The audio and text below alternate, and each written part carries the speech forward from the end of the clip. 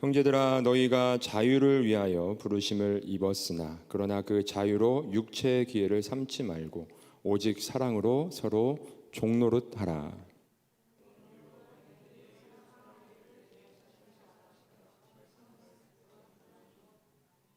만일 서로 물고 먹으면 피차 멸망할까 조심하라.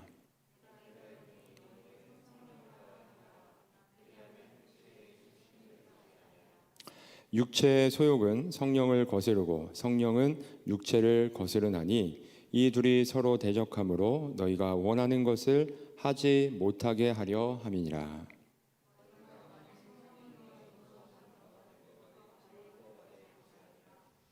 육체의 일은 분명하니 곧 음행과 더러운 것과 호색과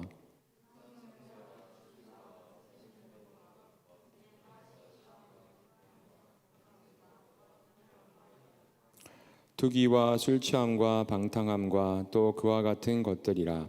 전에 너희에게 경계한 것 같이 경계하노니 이런 일을 하는 자들은 하나님의 나라를 유업으로 받지 못할 것이요.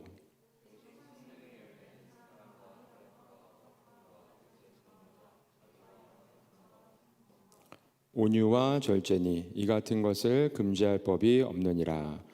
그리스도 예수의 사람들은 육체와 함께 그 정욕과 탐심을 십자가에 못 박았느니라. 아멘. 반갑습니다, 여러분. 한 주 어떻게 잘 보냈는지 모르겠습니다. 네, 잘 보냈어요. 저 이번 주에 특별히 제가 좋아하는 친구를 만나서 오랜만에 속 깊은 교제를 나누며 좋은 시간을 보냈던 것 같습니다. 특별히 지난 주일에 우리는 문고리 전도를 했습니다. 그렇죠, 여러분? 어떻습니까?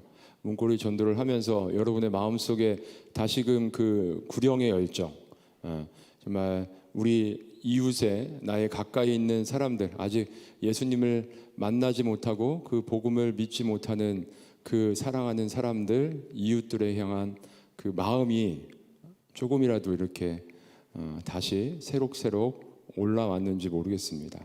그렇게 되었으면 좋겠습니다, 여러분. 그리고 앞으로 우리가 더 힘을 내서 밖으로 나가 우리의 이웃에게 우리가 하나님께 받은 사랑을 진짜 복음을 전해서도 나눌 수 있고요.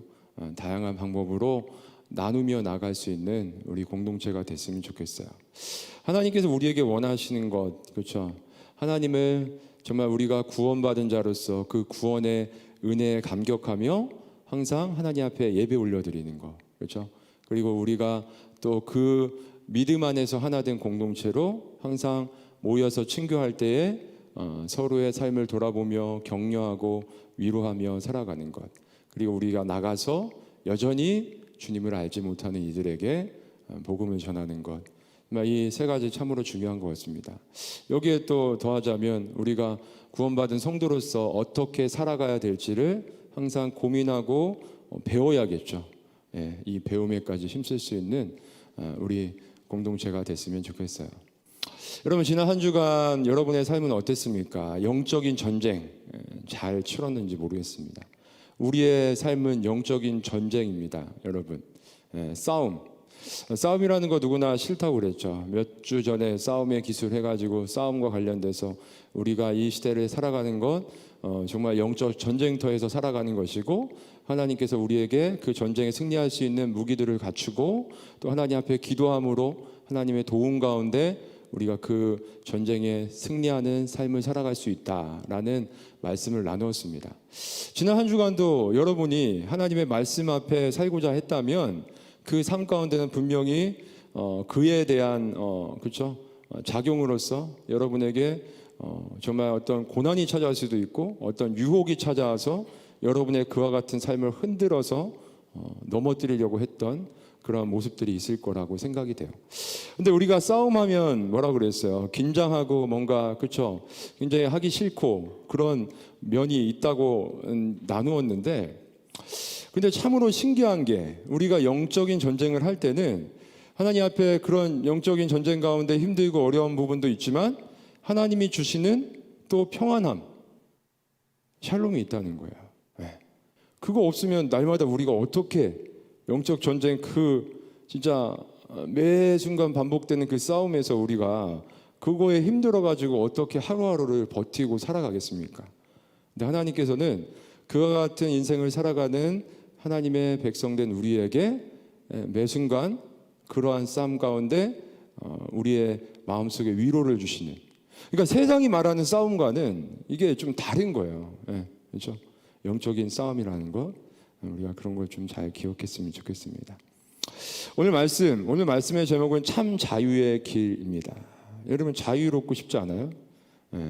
오늘 찬양을 들으면서 가을의 이 찬양 가운데도 어떤 가을의 이 느낌이 쑥 들어와 있다라는 생각이 들면서 저는 가을을 굉장히 개인적으로 좋아해서 여행과 이 여행을 떠나서 누릴 수 있는 자유함, 이런 것들이 좀 또 마음속 한편에 생각이 되어졌어요.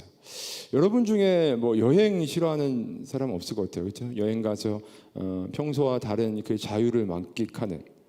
근데 우리가 예수님을 믿고 구원받은 인생이라면 우리 인생 가운데는 참 자유함이 주어진다는 것인데, 여러분은 그 자유함을 얼마나 또 누리면서 살아가고 있습니까? 예전에 이런 사람이 있었다고 그래요. 꽤 세상에서 성공한 어떤 한 사람이 있었는데, 이 사람은 자기의 성공 가운데 이제 그 삶을 이렇게 살아갔다고 그래요. 자기가 버는 전체 그 버는 수익의 한 20% 정도를 세상에 어렵고 힘든 사람들, 자기가 좀 도와주고 싶은 사람들에게 이렇게 기부를 하면서, 그리고 자기의 어떤 휴가가 되면 휴가를 사용해서 해외에 나가서 봉사활동도 열심히 하고, 그리고 정말 때를 따라서 세상에서 자기가 좀 힘들고 어려운 사람들을 도우면서 좀 살아가야지, 이런 마음을 품고 살아가던 하나님을 믿지 않는, 그렇죠? 사람들 중에도 이런 사람이 많이 있습니다. 그런 어떤 사람이 있었습니다. 근데 어느 날 이 사람이 예수님을 믿게 되었죠. 예전부터 복음은 간혹가다 듣긴 했는데 바로 그날 하나님께서 복음을 들을 때 이 사람을 변화시켜 준 거예요. 그럼 이제 어떻게 해야 돼요? 주일마다 예배 자리에 나와서 예배를 드려야 됩니다. 그리고 성도로서 하나님 앞에 교회를 위해서 또 하나님이 말씀하신 11조와 같은 헌금 생활 시작해야 돼요. 여기에서 문제가 발생했어요.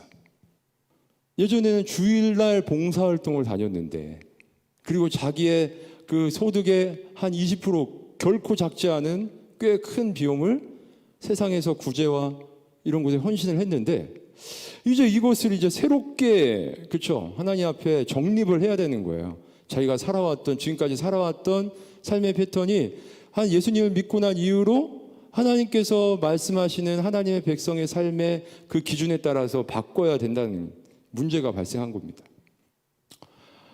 여러분, 이렇게 살던 사람이 주변에 친구들이 없었겠습니까? 좋은 친구들이 많이 있었죠. 근데 예수님을 믿고 난 이후에 주일날은 예배에 나가고 하나님의 말씀 앞에 살아가려는 그 삶의 태도들이, 기준들이 바뀌어 가다 보니까 주변의 친구들이 이렇게 이야기하는 거예요. 야, 너 꼭 그렇게 교회를 다녀야 돼? 너 꼭 그렇게 하나님을 믿어야 돼? 처음에는 예수님을 믿는 그 믿음으로 참 신실하게 하나님이 나의 죄를 용서해 주시고 영원이라는 그 시간의 개념 속에서 이 땅에서는 잠시 잠깐이고 그 이후에 영원한 하나님 나라의 삶을 나에게 선물로 주셨는데 네가 이거 못하겠어? 하나님 말씀 앞에 살아야지 하다가 시간이 갈수록 조금씩 고민이 생기게 되는 거예요. 오늘 갈라디아 교회 성도들 안에 이와 같은 문제가 발생했습니다. 여러분, 갈라디아는 그쵸, 어떤 큰 지방이죠. 어떤 한 도시가 아니라 그 갈라디아라는 지방에는 여러 도시들이 있는 그 정도의 어떤 경기도, 이런 느낌으로 받아들이면 좋을 것 같아요. 거기에 사도 바울이, 다윗이 아니죠. 다윗을 요즘 하지만 사도 바울이 1차 전도여행을 하는 중에 갈라디아 지역에 많은 교회들이 세워지고 복음이 전파됐죠. 그래서 이제 그 사도 바울을 통해서 복음을 전해 들은 수많은 사람들이 예수님을 믿고 거듭나서 신앙생활을 해 나가기 시작합니다. 그런데 어느 순간 유대인들이 그들에게 이야기하는 것이죠. 야, 너희들이 진짜 제대로 하나님 믿는 거 맞아? 하나님을 진짜 믿는 건 이렇게 믿는 거야. 너희들이 하나님을 알면 얼마나 알아? 우리는 벌써 구약 시대부터 하나님은 우리의 하나님이셨어. 하나님은 우리에게 율법이라는 그 구약의 말씀들을 주시면서 하나님의 백성은 이렇게 살아가라고 말씀하셨어. 라고 도전을 해오는 거예요. 그렇죠? 여기에서 갈등이 일어나게 되는 것이죠. 갈라디아 지방의 수많은 교인들 중에는, 그러니까 유대인의 그 공동체 안에서 생활을 해 나가던 사람들이 많이 있는데, 이 유대인들이 너희들 이렇게 우리가 말한 대로 안 하면, 이거 타협하지 않으면 너희들 앞으로 좀 힘들어질 거야. 너희들과 이제 같이 생활하기 어려울 것 같아. 어떤 삶의 제약들이 찾아오게 되는 것이죠. 근데 여기서 우리가 생각할 것은 참으로 이 유대인들이 참 안타까운 선민의식을 가지고 있었다는 거예요. 유대인들의 선민의식은 무엇입니까? 자신들의 혈통적 유대인들, 이스라엘 백성만이 하나님께 선택을 받고 하나님 나라 백성이 될 수 있다. 그리고 하나님께서 주신 그 구약의 말씀을 계속해서 잘 믿음으로 하나님 백성으로서 살아갈 수 있다라는 그 선민의식을 가지고 있었던 것이죠.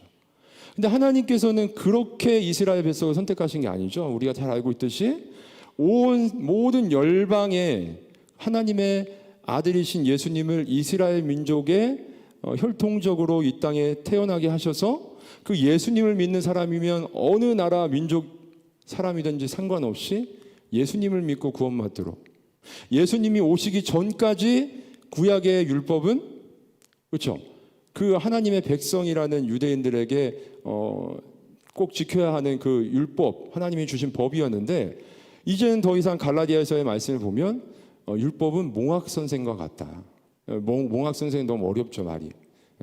옛날에 왜 옛날 시대에 부잣집에 도련님들이, 그렇죠, 그 도련님들을 학교에 이렇게 서당에 데려다주고 데리고 오는 보디가드도 하고 이렇게 해주는 그런 역할을 했던, 그리고 약간의 가르침도 할 수 있었던 그런 사람을 봉학 선생이라고 그러잖아요. 그러니까 이 구약의 이 율법의 말씀은 이제 더 이상 예수님이 오시고 복음으로 구원을 받게 된 사람들에게는 의미가 없어진, 어린아이들이 꼭 지켜야만 했던, 의미가 완전히 없어졌다는 거 아니고 그런 의미의 말씀인데, 너희들이 꼭 그거를 지켜야만이 된다, 이렇게 성도들에게 이야기를 하는 거예요. 여기서 고민이 발생하는 것이죠.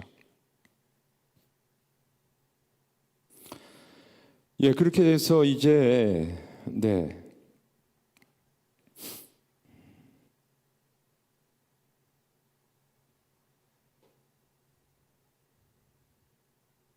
여기에서 이렇게 갈라디아 교회 성도들이 고민의 문제가 발생하게 된 거예요. 근데 우리도 이 세상을 살아가면서 예수님을 믿기 시작하면서 이런 문제에 봉착할 때가 있게 되는 거예요. 맨 처음에는 예수님을 믿고 하나님의 말씀 앞에서 신실하게 살아가고자 하는 그 마음으로 하나님의 우리에게 원하시는 그것은 무엇일까, 그 말씀 앞에서 살아가려고 고민을 하면서 살아가다가 이제 점점 시간이 지나면서 세상으로부터, 야, 그렇게까지 해야 돼? 주변에 다른 성도들을 봐봐. 너와 같이 신앙생활하고 있는 그 교인들의 모습을 보아도 너처럼 신앙생활하는 사람이 없어 라고 하면서 이제 그런 말들이 올 때 우리의 마음속에 이제 이런 마음이 드는 거야. 그래, 나도 그럼 나도 조금은 하나님의 말씀을 한번 어떻게 그럼 하나님 말씀 앞에 살아가야 될지 고민을 하게 되는 것이죠. 그러면서 이제 타협하기 시작하게 되는 거예요. 여기에서 우리는 타협을 하면서도, 타협하고 그렇게 하나님 말씀 앞에 신앙생활을 하면서도 자신은 나름 신앙생활을 잘하고 있다고 생각을 하면서 신앙생활을 하게 된 사람들이 많아지는 것을 볼 수 있어요.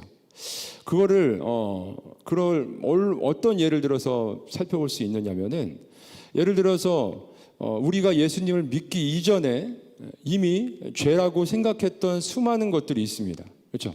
사회법으로 정해놓은 다양한, 이미 우리가 예수님을 믿기 이전부터 알고 있었던 그 죄라고 생각하는 것들이 있어요. 예를 들어서 뭐가 있어요? 살인죄, 간음죄, 사기죄, 그렇죠? 이런 것들이 있습니다. 그런데 하나님의 말씀에도 동일하게 살인죄, 간음죄, 사기죄와 같은 것들은 정말 하나님이 싫어하시는 죄라고 말씀을 하고 계세요. 그러면 성도가 된 많은 사람들이 이제 타협을 하고자 하는 그 유혹이 찾아올 때, 그래, 나는 이런 말씀들을 하나님을 믿으면서 잘 지키고 있어. 그러면서 나는 나름 신앙생활을 잘하고 있어 라고 스스로를 위안 삼으면서 하나님 앞에 신앙생활을 하게 되는 사람들이 많이 발생하게 된다는 거예요. 그럼 이거는 어떤 것과 비슷하게 되는 거예요? 하나님의 말씀인 율법을 난 나름대로 하나님께서 말씀하신 것들을 잘 지키면서 신앙생활하고 있으니까 나는 꽤 괜찮게 신앙생활하고 있는 거야 라고 이야기하지만, 그것은 지금 사도 바울이 이 갈라디아 교회 성도들한테 얘기하는 것처럼 너희들이 율법으로 다시 돌아가려고 하지 마라, 여기에 빗대어질 수 있는 것이죠. 그렇다면 우리는 어떻게 해야 되는가? 어떻게 해야 될까요? 오늘 말씀 우리에게 이것을 답을 주고 있습니다. 바로 성령의 인도하심 앞에 우리의 삶을 맡기고 살아가라고 말씀하고 있어요. 바로 성령의 인도하심 앞에 우리의 삶을 맡기고 살아갈 때 우리는 참 자유한 가운데 성도된 삶, 하나님께서 기뻐하시는 삶을 살아갈 수 있다고 말씀하고 있는 것이죠. 그 성령의 인도하심 앞에 살아갈 때 율법이 이야기하고 있는 그 율법의 내용들도 예전에는 되긴 굉장히 그 내용들이 부담스럽고, 그렇죠? 그 중에는 우리가 그래, 이것들은 당연히 내가 지키면서 살아가야지라고 우리의 마음속에 받아들이는 그런 법들도 있지만, 그렇지 않은 법들도 있잖아요. 내가 꼭 이런 것까지 해야 돼? 그런데 성령의 인도하심에 따라 살아가는 우리의 삶이 되면 나중에는 그 모든 하나님의 말씀들이 자연스럽게 우리가 지키게 되면서 그 말씀 앞에 합당한 삶을 살아가게 된다는 것이죠. 여러분은 지금 어떻게 살아가고 있습니까? 성령의 인도하심 앞에 살아가고 있나요? 아니면 그 율법의 몇몇 조항들, 하나님이 우리에게 말씀하신 몇몇 그 말씀들 앞에 내 삶의 기준을 맞춰서 난 나름대로 하나님의 말씀을 비추어서 잘 살아가고 있어 라는 자기 위안 안에 살아가고 있습니까? 우리 오늘 그 말씀을 좀 생각해 볼 필요가 있습니다. 그렇다면 성령의 인도하심 앞에 살아가는 사람, 어떻게 분별할 수 있을까요? 성령의 인도하심 앞에 정말 살아가서 하나님이 기뻐하실 만한 그 삶을 제대로 살아가고 있는 성도와 그렇지 않은 성도의 모습을 우리는 어떻게 분별할 수 있느냐는 거예요. 스스로가. 오늘 말씀을 통해서 우리는 그걸 발견할 수 있습니다. 오늘 말씀에 보면 몇 절이죠?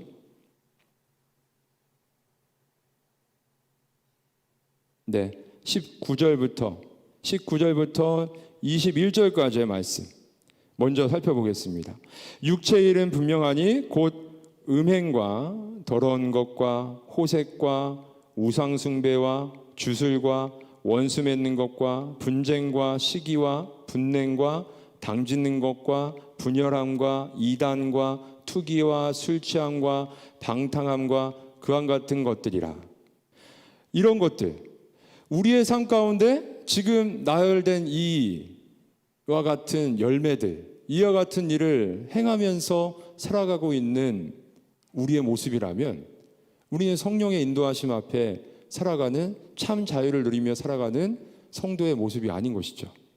그렇다면 성령의 인도하심 앞에 참 자유를 누리며 살아가는 성도에게는 어떤 모습들이 나타날까요? 22절과 23절 말씀을 보면 사랑과 희락과 화평과 오래 참음과 자비와 양선과 충성과 온유와 절제니 이와 같은 것을 금지할 법이 없느니라 라고 말씀하고 있습니다.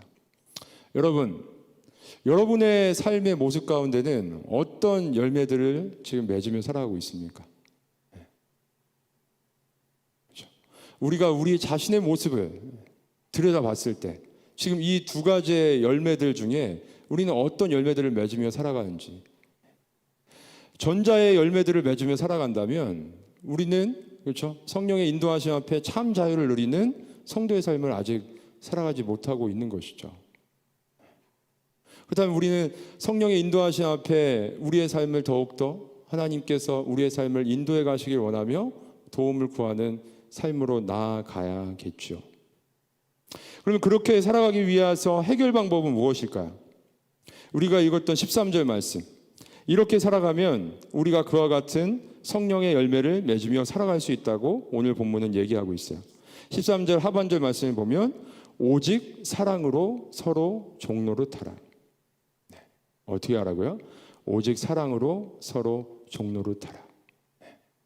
우리의 마음속에는 자존심과 체면과 정말 여러 가지 그렇죠? 아직 남아있는 그러한 것들이 있기 때문에 우리가 서로가 서로에게 종노릇하고자 하는 삶의 모습으로 나아가기가 결코 쉽지 않습니다. 그렇죠? 근데 오늘 말씀은 우리에게 어떻게 하면 이 성령의 열매를 맺으며 참 자유한 삶을 살아갈 수 있는지를 말씀해 주고 있는데, 그것은 바로 우리가 그렇죠?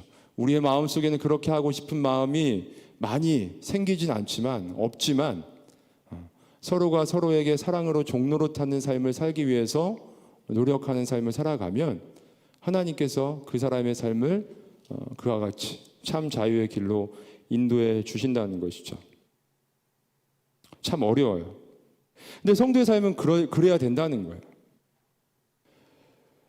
마태복음 7장 13절로 14절은 어떤 말씀일까요?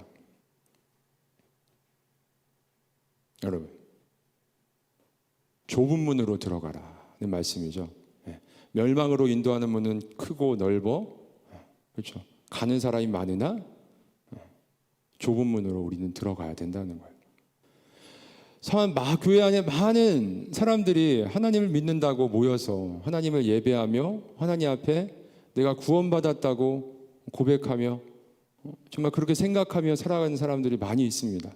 근데 그 모든 사람들이 다 구원을 받는 것이 아니에요. 바로 하나님께서 말씀하신 이 서로 사랑으로 종노릇하라는 이 말씀 앞에, 성령의 인도하심 앞에 살아가는 사람들, 그 좁은 길을 걸어가는 사람들이 그 길 끝에서 영원한 하나님 나라에 들어갈 수 있게 되는 것이죠. 그리고 이와 같이 서로 종노릇하는 것은 우리의 힘으로 될 수 있는 것이 아니라 요한복음 15장에 있는 말씀처럼 예수님께서 우리의 참 포도나무가 되어주시고 우리는 그 참 포도나무에 붙어있는 가지가 되어서 예수님께서 공급해 주시는 그 좋은 영양분을 통해서 우리는 그와 같은 삶을 살아갈 수 있다는 것이죠. 그리고 마지막으로 마태복음 7장 17절로 21절 말씀을 보면 예수님께서는 이렇게 말씀하고 있어요.